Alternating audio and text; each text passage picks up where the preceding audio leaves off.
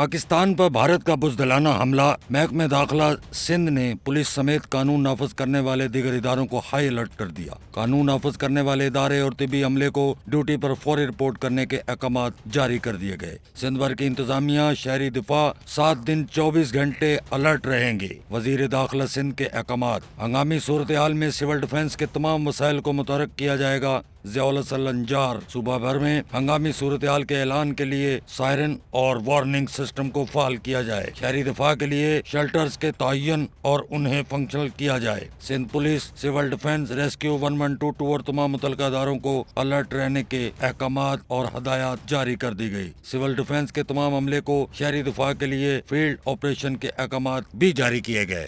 Sachal news net work کی videos میں خوش آمدید۔ ناظرین، ویڈیو سے متعلق اپنی قیمتی رائے کا اظہار کمنٹ باکس میں ضرور کریں اور چینل کو سبسکرائب کریں۔